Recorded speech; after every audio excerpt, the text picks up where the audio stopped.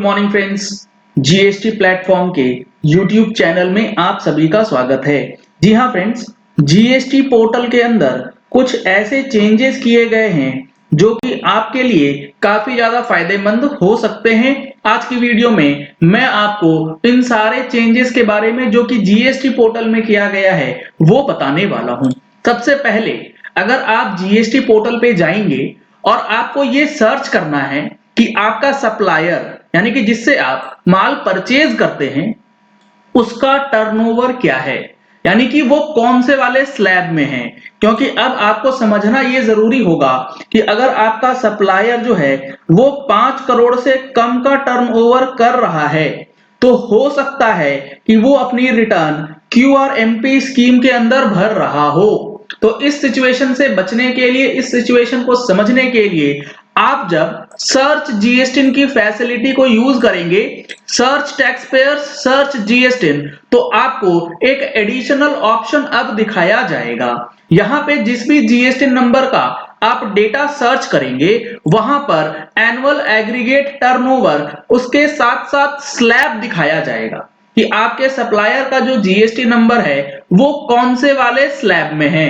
क्या वो 1.5 करोड़ से 5 करोड़ है, 5 करोड़ से ऊपर है, 5 करोड़ से 25 करोड़ है।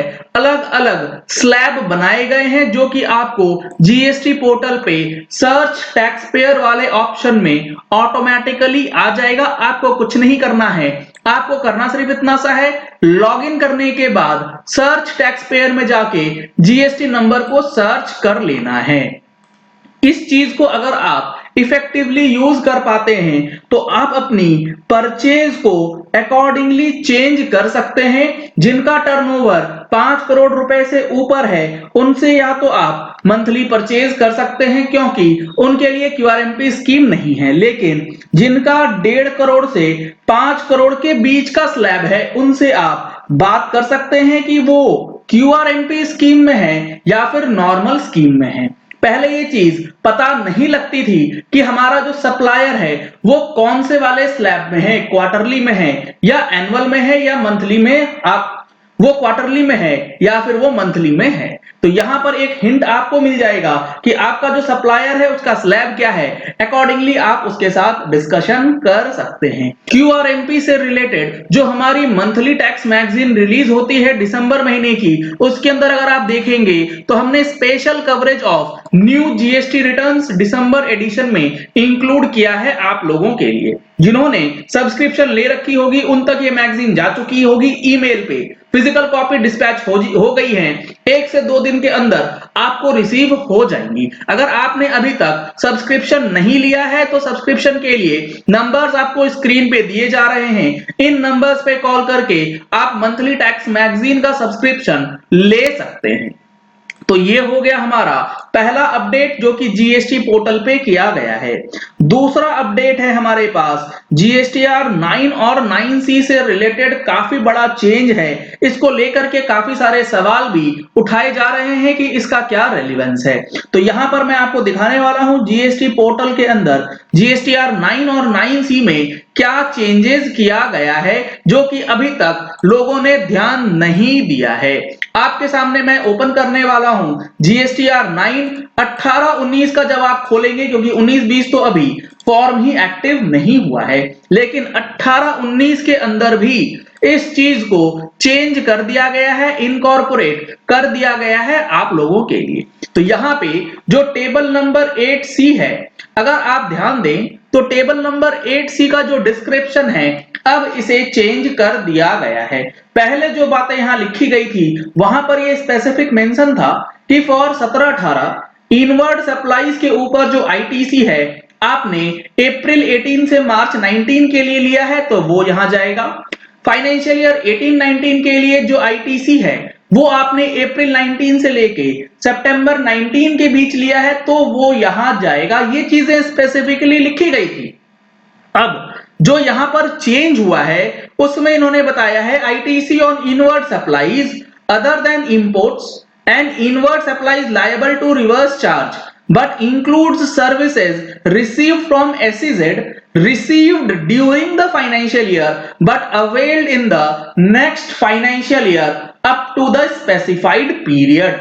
यानी कि अब जो पीरियड है उसको स्पेसिफाइड पीरियड से डिनोट कर दिया गया है। यहां पर 17-18 का और 18-19 का अलग अलग जो डेटा था वो अब हटा दिया गया है। अब आपको ये समझना होगा कि ये स्पेसिफाइड पीरियड किस सेक्शन के लिए है।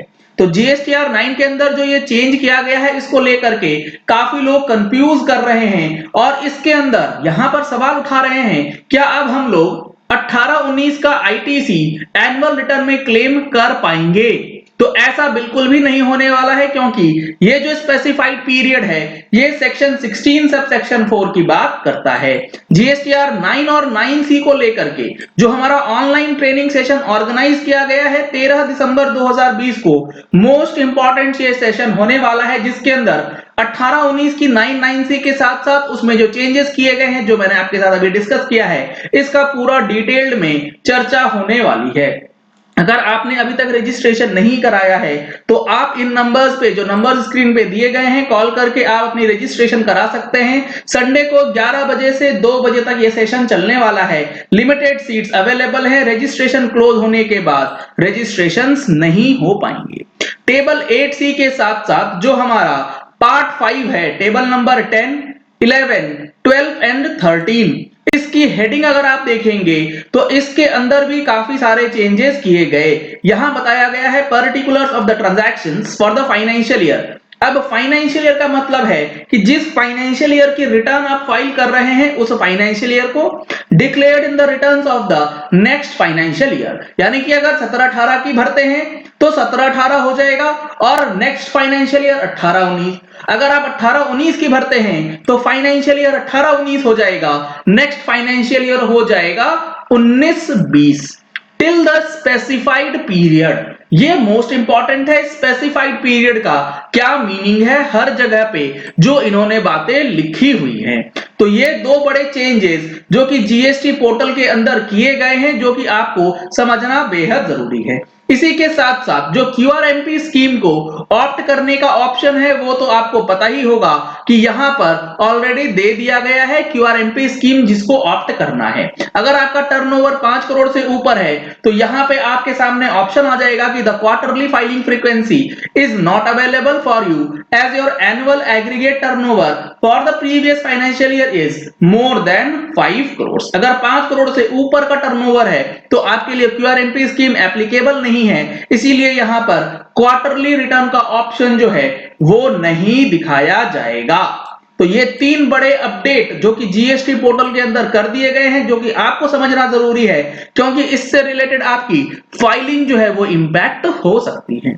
चलिए इस वीडियो को यही एंड करते हैं। आशा करते हैं कि आपको ये अपडेट्स जो जीएसटी पोर्टल के अंदर किए गए हैं वो अच्छी तरीके से समझ आ गए होंगे। अगर आपको अभी भी कोई क्वेरी है तो आप हमारी पेड मेंबरशिप की सर्विसेज ले सकते हैं। पेड मेंबर की सर्विसेज लेने के लिए आपको नंबर्स स्क्रीन पे दिए गए हैं, इन नंबर्स पे कॉल करके आप मेंबरशिप ले सकते हैं और जीएसटी की जो क्वेरीज है उसका सॉल्यूशन ले सकते हैं। अगर आपने हमारे चैनल पे फर्स्ट टाइम ट्यून इन किया है तो चैनल को सब्सक्राइब करने के लिए नीचे दिया गया रेड कलर का सब्सक्राइब बटन प्रेस कर लीजिए। साथ में जो बेल आइकन है उसे भी प्रेस कर लीजिएगा ताकि वीडियोस की नोटिफिकेशंस आप तक रेगुलरली पहुंचती रहें। Thank you and have a nice day.